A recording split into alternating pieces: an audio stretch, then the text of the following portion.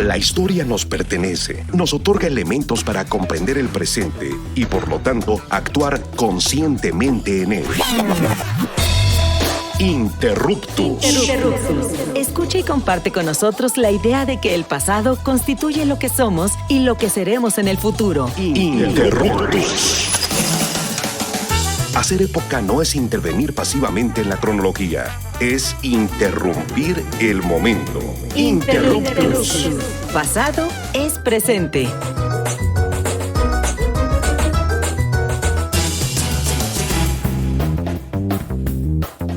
Hola, ¿qué tal? ¿Cómo están? Buenos días, tardes, noches, dependiendo desde el lugar que nos escuchen hoy. Les damos la más cordial bienvenida a Interruptus, Pasado es Presente, su programa favorito de divulgación y reflexión sobre la historia. Yo soy Augusto Mote y hoy vamos a reflexionar y vamos a tener un programa bien interesante, ¿no? Pero siempre con perspectiva histórica. Y antes de iniciar nuestra conversación, quiero saludar a Misael Chaboya, que ya anda por acá. ¿Cómo andas, Misael? Bien, ya listos para una emisión más aquí en el Estudio C del Instituto Mexicano de la Radio. Tu favorito. Mi favorito, ¿no? Porque está chiquito, o sea, hay espacio y se siente como más íntimo, ¿no? El espacio de acá.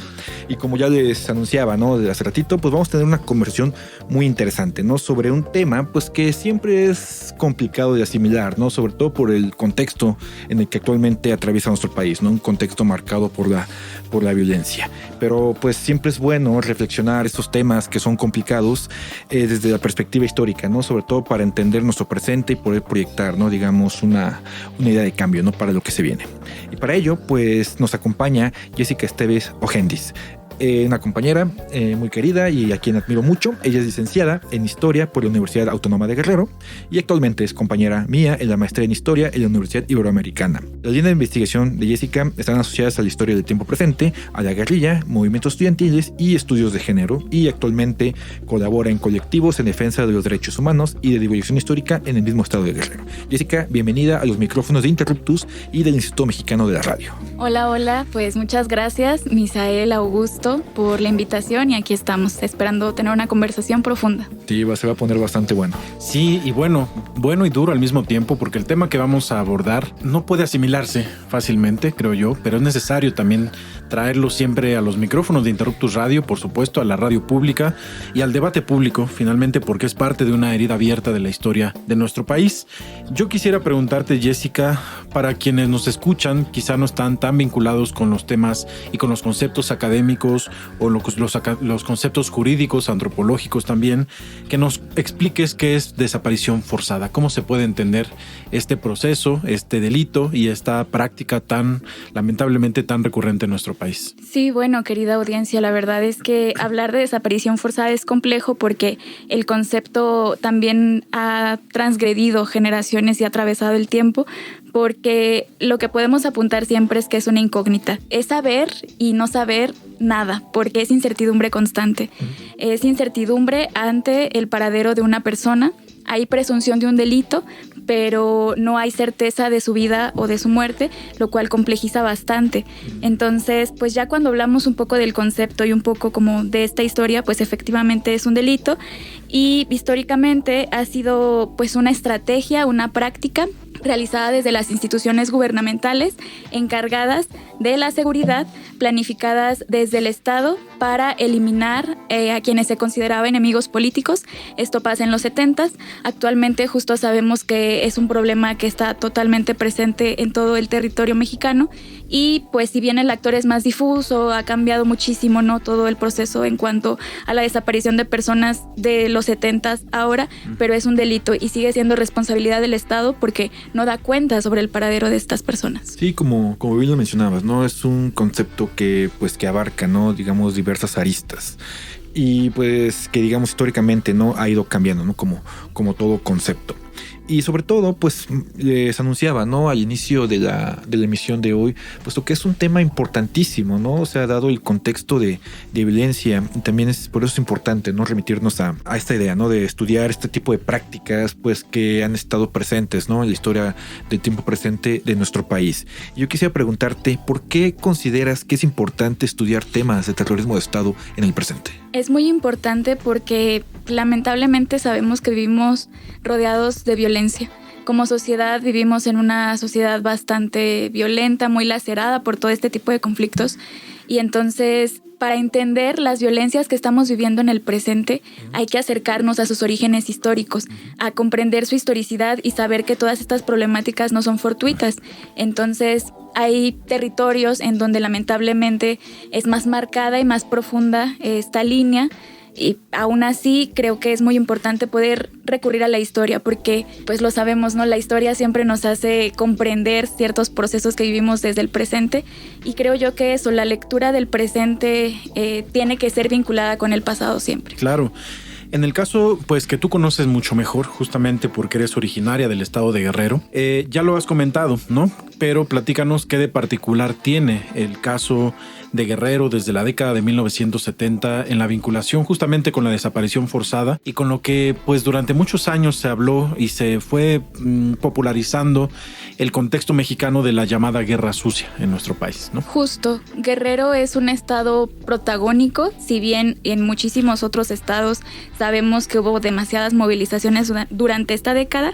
En Guerrero lo particular es la sistematización en la cual se realizó la desaparición forzada, porque estamos hablando que en la década de los 70s hubo alrededor de 600 personas desaparecidas específicamente en la región de la Costa Grande de Guerrero, donde pueblos fueron desplazados, eliminados y la represión que hubo en contra de toda la población fue inimaginable, ¿no? Realmente.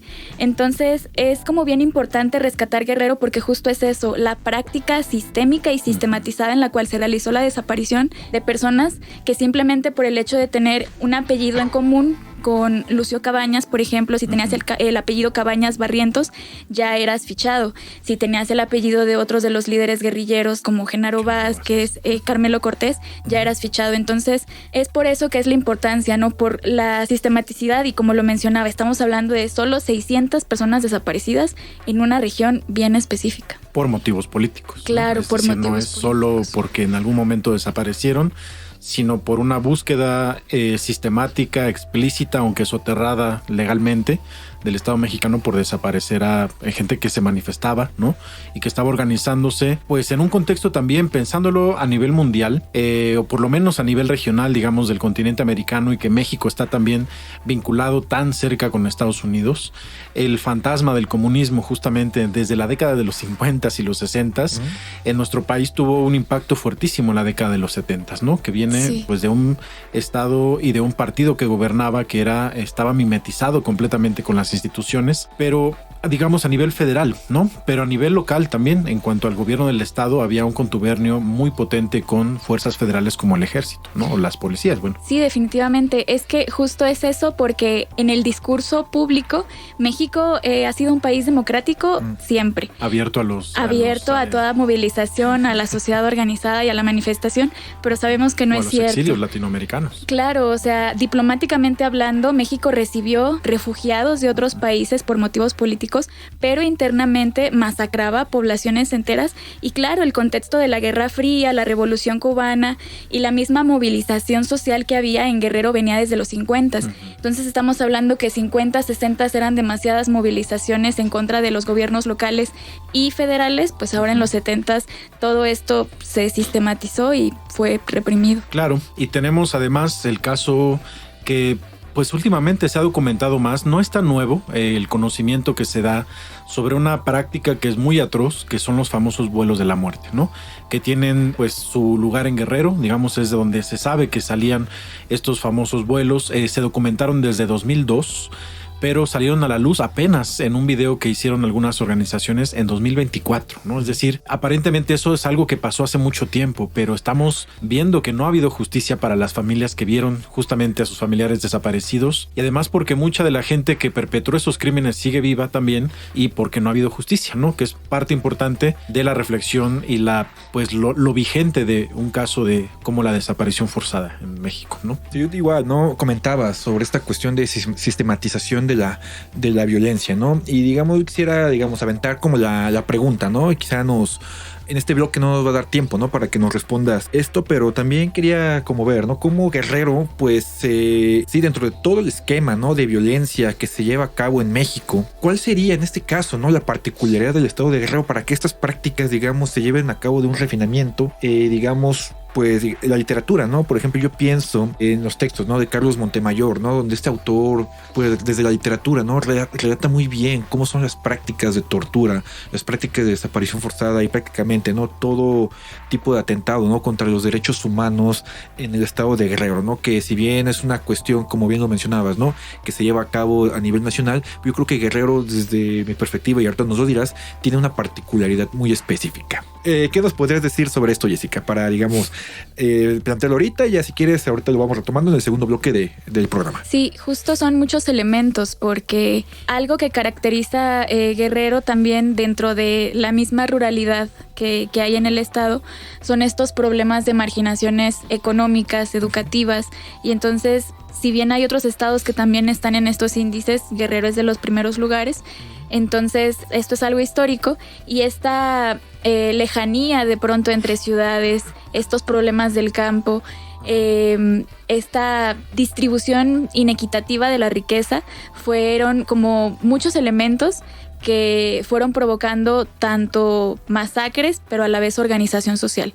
Entonces yo creo que justo son muchos elementos que podemos ir profundizando más adelante, pero principalmente quisiera rescatar esos. Claro, bueno, pues hemos llegado al final del primer bloque de nuestro programa. Recuerden que estamos conversando con Jessica Esteves y vamos a ir a un breve corte. Estamos hablando sobre desaparición forzada en Guerrero en la década de 1970. Recuerden seguirnos en nuestras redes sociales, Facebook e Instagram y ex antes Twitter. También pueden escuchar nuestros programas en www.imer.mx/programas y sobre todo seguir nuestro canal de YouTube, porque ahí también están algunas de nuestras emisiones. Volvemos en unos momentos, no se vayan.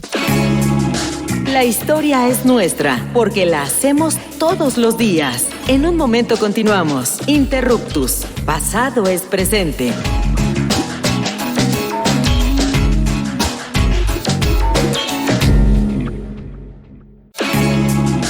No somos los mejores del mundo, pero sí los mejores del rumbo. Continuamos en Interruptus. Conocimiento histórico para que no te tuerza la policía intelectual.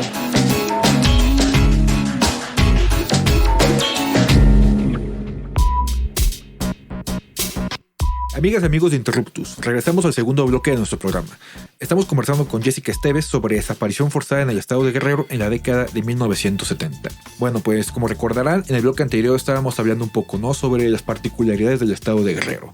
Particularidades, pues, que yo consideraría, ¿no? Y como han escuchado, pues también son históricas, debido, pues, a la situación de marginalidad con respecto a los servicios del estado, ¿no? Llámese educación, llámese salud pública, llámese, ¿no? Digamos, justicia y oportunidades económicas, ¿no? Puesto cuando se habla de Guerrero, únicamente tiende a pensarse únicamente en la ciudad de Chilpancingo y en el puerto de Acapulco, ¿no? Como un destino turístico muy importante. Y ahorita vamos a ver, ¿no? Cuál es la particularidad, por ejemplo, del puerto de Acapulco con respecto a los movimientos sociales, ¿no? Que surgen a partir de esta década. Bueno, pues retomando un poco de esta conversación, pues, ¿qué nos podría decir, ¿no? Sobre Guerrero como foco de insurrección política en el siglo XX, Jessica? O sobre todo en la segunda mitad del siglo XX. Es que igual es histórico porque viene desde el XIX, ¿no? La formación del estado de Guerrero se da en este convulso siglo XIX, y entonces el tener territorios de diversos estados como Estado de México, Michoacán, Puebla, y formar un territorio por meras decisiones políticas, con todos estos temas de los grandes caciques que han caracterizado el territorio suriano,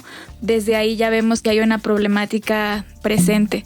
Entonces, justo es un foco de insurrección, yo considero, porque el tema de los cacicazgos y de los caudillismos ha estado muy presente en todo este siglo XX, y eso llevaba, ¿no?, a levantarse constantemente en armas. Sabemos que el campesinado desde el siglo XX ha sido protagonista, ¿no?, de estas grandes movilizaciones, y entonces pues tenemos como respuesta a esto la organización social ante las injusticias, ante la desigualdad, que también hay que decirlo, ¿no? No podemos romantizar la misma organización social. Claro que los movimientos tienen mucho que analizarse, no se les idealiza como buenos o malos, porque también muchas personas seguían, ¿no?, ciertas órdenes, decisiones, pero es muy rescatable mencionar eso, que la organización social en Guerrero siempre está presente. Hasta la fecha por todo se protesta. Es raro que un día no haya un bloqueo en el estado de Guerrero, en el país en general, pero es Guerrero. Característico eso. Claro, a mí me gustaría cambiar un poco el tema, pero seguir o cambiar la perspectiva, pero desde el mismo tema.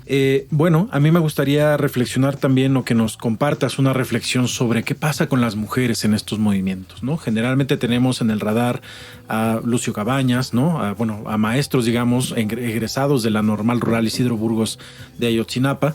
Y las mujeres, ¿dónde han estado en estos momentos, digamos, como partícipes, pero también como buscadoras? Sí, claro. Las mujeres siempre hemos estado presentes en todos los momentos históricos y es algo bien interesante porque las narrativas históricas también se realizan desde una visión muy patriarcal de la historia.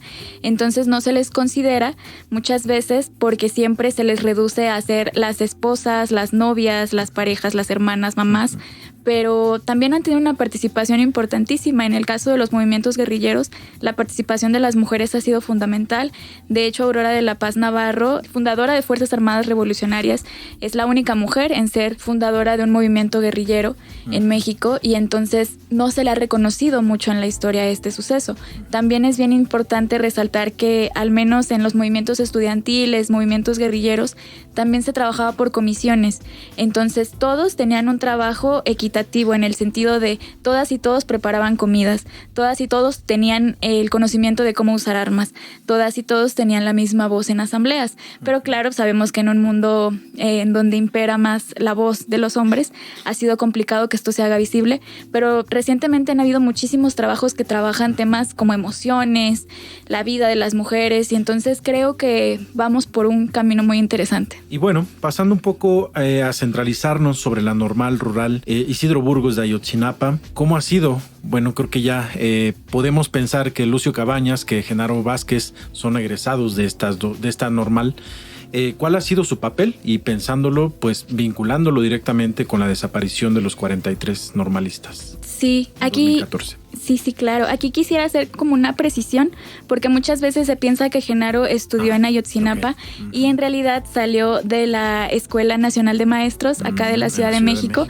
Entonces, él no estudió en Ayotzinapa. Él, de hecho, forma el movimiento cívico aquí en Ciudad de México y luego va a Guerrero. En el caso de Lucio Cabañas, sí, efectivamente participa en Ayotzinapa y además forma parte de la Federación de Estudiantes Campesinos, Federación Socialista de Estudiantes Campesinos. Así que desde ahí estamos hablando que las normales rurales traen una escuela socialista que está implícita en todas sus acciones.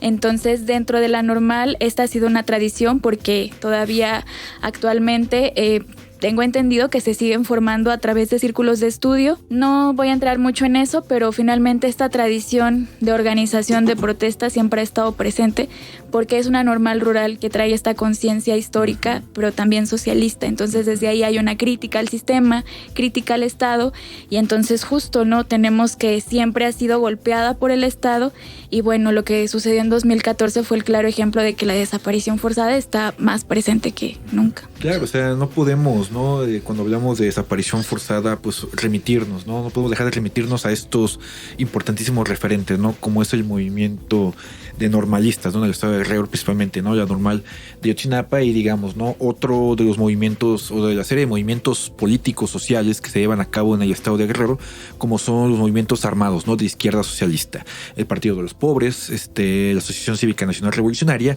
y en algún otro momento, ¿no? Las FARC. ¿Qué nos podrías decir sobre estos movimientos y la importancia, ¿no? De los mismos en la historia de tiempo presente del estado de Guerrero? Sí, son muy importantes porque eso nos ayuda a entender la complejidad de la violencia en los 70s. Estos tres movimientos, si bien son guerrilleros y surgen para instaurar un proyecto socialista, son diferentes. Y no es que estén peleados, solo que no están articulados. Cada quien tiene sus diferentes formas de actuar.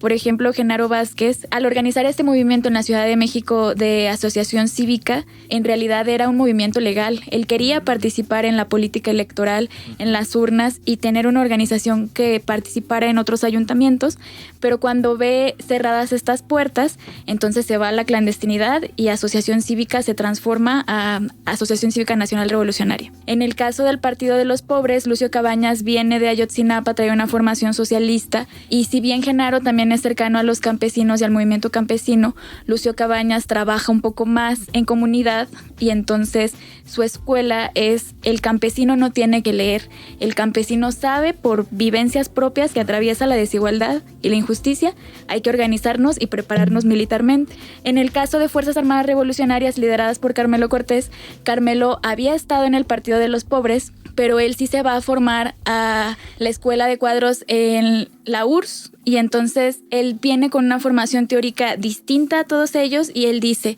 vamos a formarnos militarmente, pero teóricamente también. Uh-huh. Es el único grupo que realmente tiene círculos de estudio sobre marxismo-leninismo, y ahí, ¿no? Como que la diferencia de estos grupos que accionaron en los 70s, pero no articuladamente. Se apoyaban, sí. ¿Y cómo fue desapareciendo o fue, digamos, como desintegrándose la organización? Bueno, seguramente a partir del encarcelamiento y asesinato de los líderes, pero ¿qué pasó con los campesinos? Justo cuando mueren los líderes, las organizaciones pasan por momentos de debilidad, y entonces el movimiento campesino sigue presente. Porque si bien la represión ha sido muy fuerte y pues bueno, sabemos, la desaparición, los asesinatos, las torturas marcaron todo este periodo, se siguieron organizando, ¿no? Y entonces tenemos en movimientos de los 90s o inclusive movimientos del presente que la línea ahí ha estado. Por ejemplo, se dice que las policías comunitarias que en los 90s surgen como un proyecto en Guerrero, que actualmente también han pasado por otros procesos, pero traían un poco esta línea. Tenemos también el ERPI y EPR como organizaciones que también traían esta misma línea, y entonces el campesinado se sigue movilizando porque las injusticias siguen pasando. Tenemos muchísimo extractivismo en Guerrero, tenemos el asunto de las mineras, la falta de apoyo al campo. Si bien hay programas que se fomenta el apoyo, todavía sigue habiendo injusticias, marginación. El asunto de la comunicación y carreteras es terrible, el asunto del medio ambiente. Siempre va a haber movilización campesina en Guerrero porque son los protagonistas. Y qué paradójico que además sea el estado, como decía Augusto hace rato, que tuvo durante décadas uno de los centros turísticos o el centro turístico más importante del país, que es el puerto de Acapulco, ¿no? Los campesinos pagaron el costo justamente de esa turistificación. ¿Qué se dio? ¿Desplazamientos? Platícanos un poquito de eso, quizá no estaba como muy pensado para esta conversación, pero bueno, salió el tema. Sí, pues tiene que ver con eso, con los desplazamientos y también con la instauración de empresas extranjeras en Acapulco. Ajá. Acapulco se transformó totalmente, o sea, se inauguró la costera Miguel Alemán. Inclusive la playa se recorrió para poder abrir la costera, y entonces muchos apoyos, mucha inversión extranjera se canalizó en Acapulco. Y lo que pasaba en la sierra, por ejemplo, es que las empresas madereras se instalaban allá, hacían una tala impresionante.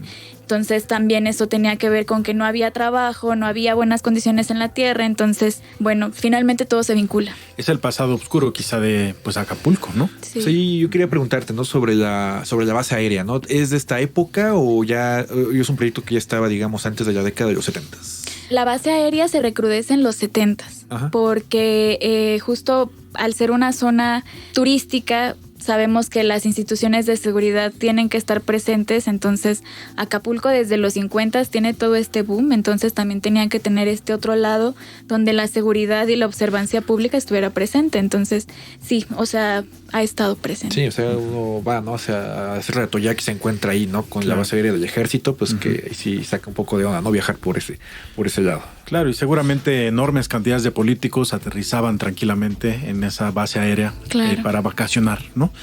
Jessica, pues gracias por haber estado con nosotros aquí conversando sobre desaparición forzada, violencia en nuestro país, particularmente en Guerrero. Gracias. Gracias a ustedes por la invitación.